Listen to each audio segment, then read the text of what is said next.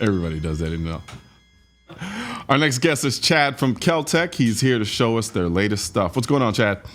How you doing, brother? I'm doing good, man. Let's get on these guns. I want to see what you guys First got. of all, best bumper music in the business for sure. I love it. I want to hear the whole track. I wish I could say I produced it myself, but I'd be lying. So yeah, I'll show you something that's not quite out yet. Okay. So you'll be the second person in the industry to really kind of see this gun on camera. So this is we've got a line of bullpups coming out. They're called the RDB, which stands for Rifle Downward Ejecting Bullpup. Okay. Which hasn't been done in a very long time, at least not in 5.56. And so the RDB standard version's been very successful, but this one here, I don't know if you can see that. Ooh. I'll try to hold this up. So that's a 16-inch barrel version. It weighs 5 pounds. And that's chambered in 5.56? It is. Oh. Yep. And this was designed, it's called the Survival, RDB Survival. Uh-huh. It's something that you can easily stow in a backpack. You can actually put sights on it. You've got a locking notch here for a front sight that we make for it. They both fold down. So this would be like an ultimate 5.56 backpack gun. That looks pretty dope. That looks really mean, I'm not gonna lie. Fully ambi, and shells come out of the bottom. We make a brass catcher for it that'll take a whole mag's worth of brass. Okay. And folding charging handle just to keep it with that slim, that slim idea, that backpack idea. Adjustable gas, short stroke piston gas. So if you want to put a can on it, runs great with a can. Wow. Super fun. And like I said, off camera here, I was really hoping we were going to be shooting today, not just discussing stuff. So is that out now, or is that something that's going to be coming out? Well, you did just tell me that it's not out yet. So well, it's not out yet, but it'll be out. This one's going to be shipping third quarter. Okay. So right now I'll show you the standard version. And I know it's not cool to turn your back to the camera, but no, you're good. When you're showing guns, you can do whatever you want. Do whatever I want, right? Okay, so this is my competition gun. I got one set up for a shoot-free gun. But this is what roughly, minus the accessories, this is what the 17-inch looks like. God, so it's really not that much bigger than the 16-inch version of the gun, but this is designed to be more of like a combat type gun. But exact same operating system. It just got a 17.3-inch barrel as opposed to 16-inch barrel. Okay. Yeah. And it's just an awesome little room clearing gun. We're having a good time shooting in competition. There's a ton of purposes for this thing. A lot of law enforcement are looking at it. So I know it's interesting. It's like I never really completely dove head first into the bullpup world. But I mean, when you really think about it, it makes so much freaking sense in terms of like it's such a beautifully efficient use of space. It is very much so. Yeah, and we understand bullpups are not the most popular thing in the world, because not a whole lot of companies, like you said, really kind of bought into it. And the AR platform it's an amazing platform. I love my ARs. I got a bunch of ARs. I love them to death. But in order for me to get this sort of compact package, you got to go with the bullpup. I mean, this is actually longer than standard 16-inch duty weapon. Yeah. And but you're not losing any ballistics. There's no NFA paperwork, no tax stamp, none of that stuff. You buy it and you're ready to roll. It takes standard AR mags and it's fully ambi. I mean, you can't be mad at that at all. Yeah. And the interesting thing, I have no definitive reasons why I don't typically entertain bullpups. Like I can't. There isn't like a massive negative above and beyond familiarization with manipulation. Terrible triggers. Generally terrible triggers. Yeah. And somewhat poor accuracy because, typically, a free float barrel is really going to gain you the most accuracy, that kind of thing. And that's partially true.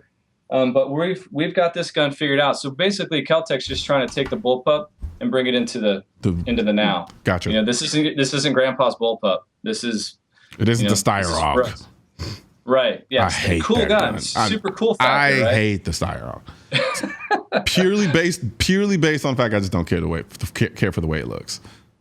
Well, that's I can see that, but I mean, when you go back and look at those '80s movies, and then all the cool bad guys got that gun, which is very true. Which is very true. That's pretty sweet. Yeah. So I mean, And I know that a lot of people, at least my age anyway, you know, they always wanted something like that, just having the safe. It wasn't really a practical tool. They just, you know, I got a Star Hog. I'm better than you. Yeah, and it, you know, it's a safe gun. Something you pull out and show to your buddies. You think you're cool.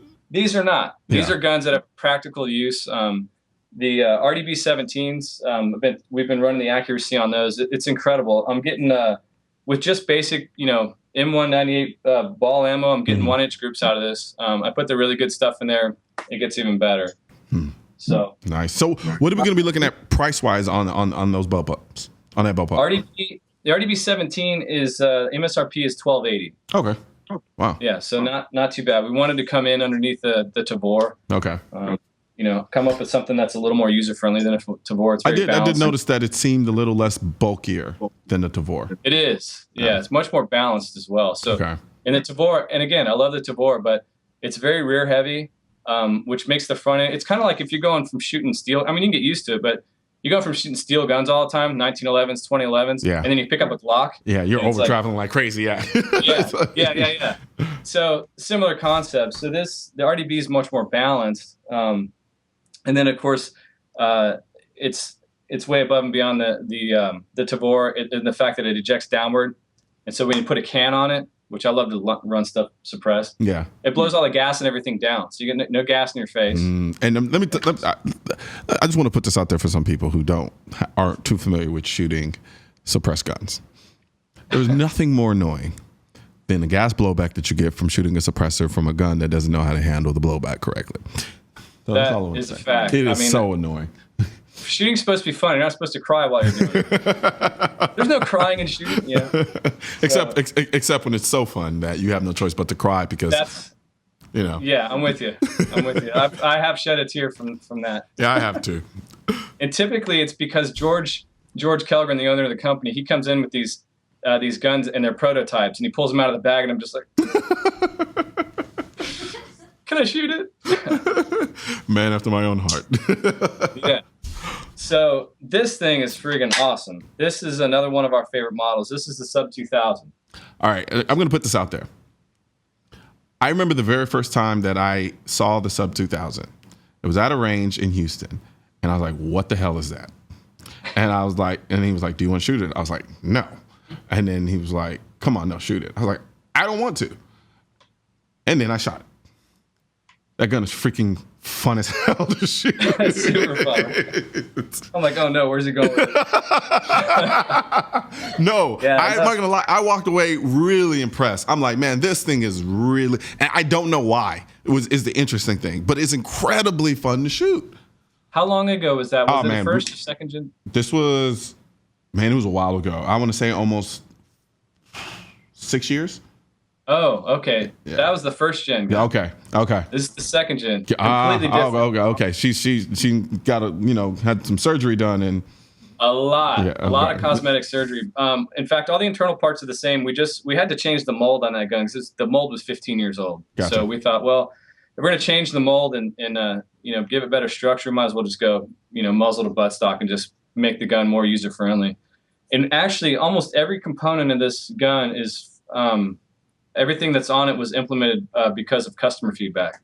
Okay. People would write in like, I love my Sub 2000, but I wish it had this. I wish it had that. Yeah. So we're like, when we do the new one, you got it. Of course, we couldn't do everything. People wanted, full auto 10-inch barrel. Blah, blah, blah.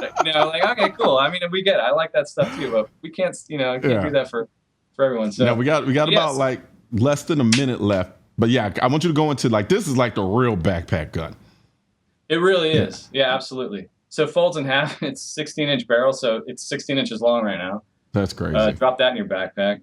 You got M-LOK slots on both sides. This one's chambered for 9mm. We do 9mm and 40. Okay. And we've got a couple more calibers coming out that I think you guys will like.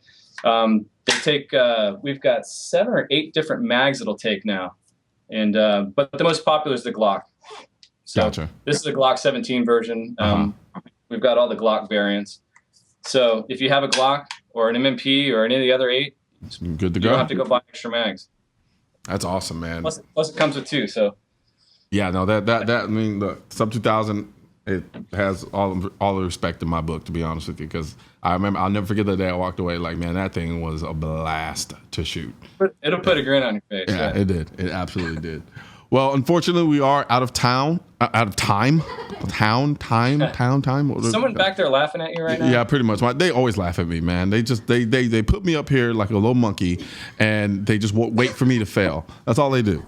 But I love them though. They're great. but no, we are out of time. But hopefully, we have more episodes, and so you can come back on and talk to us about some of the other guns you have. I would love to. So I love the show. I want to come out and do some shooting with you and have a good time on the range. Hey, I'm all about shooting, man, as long as you bring the ammo. Absolutely. I'll have it drop shipped to your house. Hey, you're never going to hear me complain about that at all. Colion, I could have swore we sent 10,000 rounds. We've only got 6 here. Talk to the FedEx guy. Talk to the FedEx guy. But no, man, thank you very much, Chad, man. I look forward to having you back on the show again, and I really appreciate it. Thank you. You have a good rest of your week, brother. All right, man. You take it easy. You too. All right. Thank you for joining us today on CN Live. We'll see you right back here tomorrow at 5 p.m. Eastern on NRA TV. Hopefully, I won't be going out of town.